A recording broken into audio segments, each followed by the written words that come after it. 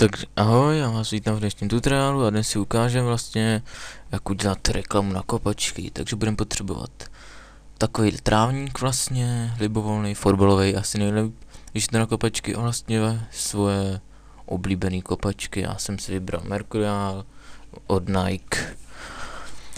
Já už tady mám vlastně ty kopačky obřezaný, je to přes nástroj lasso a mnohoúzelníkové lasso. Jelikož to trvá docela dost dlouho a zbytečně by to ten tutoriál zdržovalo, tak prostě já vám jenom řeknu, jak na to prostě vlastně budete klikat jenom okolo té kopačky, kde to chcete vyříznout.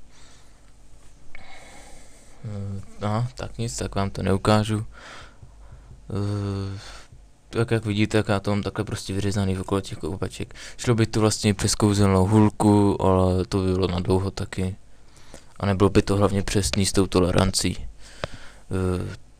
Takže vlastně ty kraje máme takhle obřezaný a když to budeme mít i vyfocený v nějakém pozadí, co tam nebudeme chtít, tak to bude dobrý. Tak si to otevřeme, ten vlastně trávník a tu ty naše nahrané kopačky tam vlastně vložíme jednoduše. Normálně Ctrl+C, teď Ctrl+V.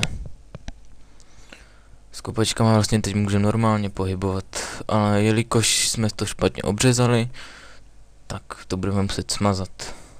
Dáme v levém panelu, najdeme gumu, obyčejnou nástroj guma a upravíme si ji podle velikosti tak, aby nám to vyhovovalo. Já to takhle obřežu, teda smažu. Můžeme si vlastně v horním panelu, kde je hustota a krytí, to můžeme vlastně nastavovat. Já mám teď všechno na maximum, aby se mi to vlastně všechno do detailu smazalo. Tak, kde máme ještě nějaký nedostatek? Tady máme jeden. No. Jo. Takhle to vlastně vůbec není poznat, že tam něco bylo.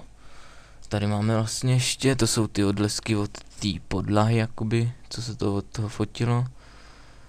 Tak to smažem.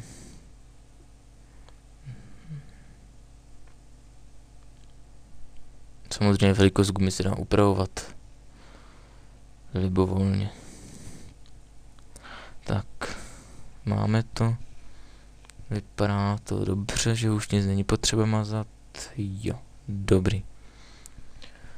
Takže teď dáme úpravy, libovolná transformace. Aha, tak znova úpravy, libovolná transformace. A teď vlastně s těma kopačkama můžeme zvětšovat, zmenšovat, jak vlastně libovolně chceme. Já si je vlastně upravím tak, aby to vypadalo dobře. Oddálím si to trochu a dáme to níž asi. Jelikož budeme nahoru dávat reflektory. Když to vlastně klikneme na levý nebo pravý roh, to je jedno kde, ale prostě nad ten roh, tak můžeme kopačkama otáčet teda tím obrázkem. Klidně i o 360 stupňů, vzhůru nohama, jak budeme chtít.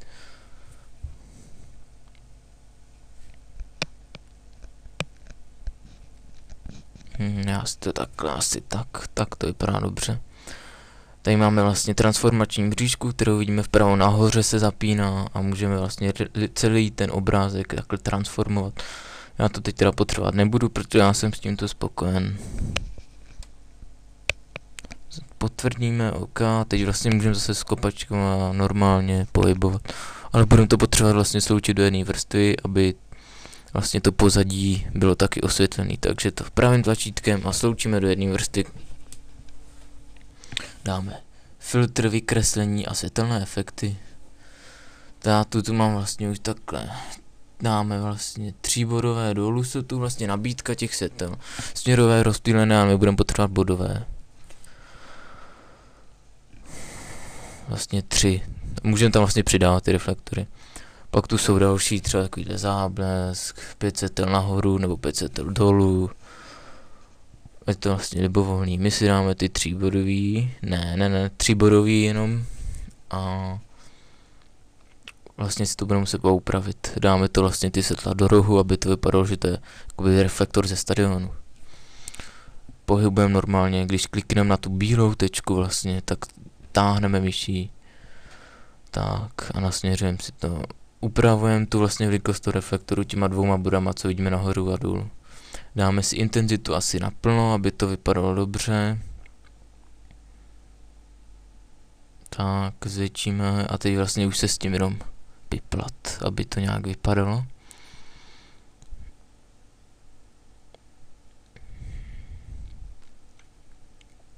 Doporučuji, když máte nějakou lepší myš, tak snížit si DPI, protože při vyšším DPI to dělá hodně velký problémy při tom třeba obřezávání tím lasem, nebo tady jak vidíte, tak to občas mi ujede, protože já jsem zrovna si nepřepl na menší DPI.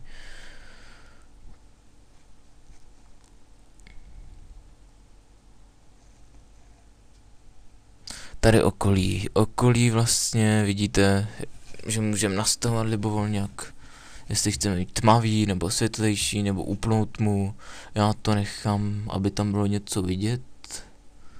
Na tý 10.6 bychom to mohli nechat. No. Tak těch 7. Dobrý. Tak. Ještě to upravíme, ty detaily. No, dobrý. No i když tam máme vlastně takový nedostatky, vlevo nahoře máme větší černý místo než vpravo. To zkusíme semka.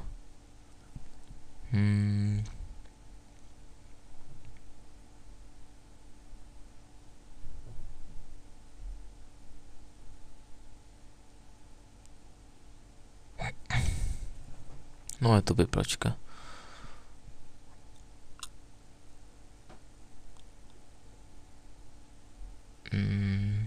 Jo, tak takhle by to mohlo už vypadat. Ještě furt je tam větší, tak to zkusíme nahnout ještě.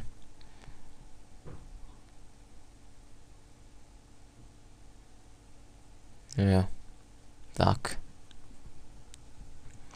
Teď bych mohl akorát ještě tu intenzitu zmenšíme radši. Ohnisko vlastně můžeme taky libovolně nastavovat, já to nechám na to maximum. To je to velikost vlastně celého osvětlení, toho okolí. Tu intenzitu, no radši o něco snížím, protože aby to nebylo zase moc lesklý ten trávník, to nevypadá dobře. Tak, potvrdíme OK.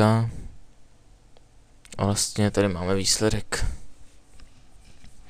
Ta intenzita vlastně, kdyby byla naplno, tak by to vlastně nebylo skoro vůbec vidět. Ten trávník byl vlastně moc osvětlený a byl by do bíla. Takže teď asi budeme chtít přidat text, tak v levém panelu si najdeme T jako text. A táhnutím myši, podržením tlačítka levým, vlastně si vybereme prostor, kde ten text chceme mít. A necháme to takhle. Dáme tam náš nápis, nahoře v horním panelu si libovolně zvětšíme to písmo vlastně, jaký chce mít. Já ho nechám takhle, vlevo dole si změníme barvu, no tak vidím, že ta bílá není ono, tak to zkusíme trochu na shadow, uvidíme, to stáhneme, OK.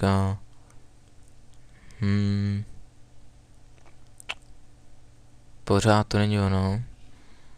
Tak to zkusíme. Dáme to nějakou modrou, ale to... Asi to posuneme dolů. Tady vlastně ve výběru si můžeme vybírat typ písma.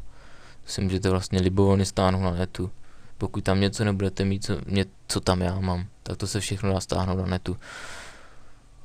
Já si tam dám, to taky nevypadá ještě ono, nějaký typický reklamní. To je tohle. Tak zkusíme to taky ne. No, to vypadá dobře, takový písmo. Dáme to na to bílo asi a šoupneme to dolů.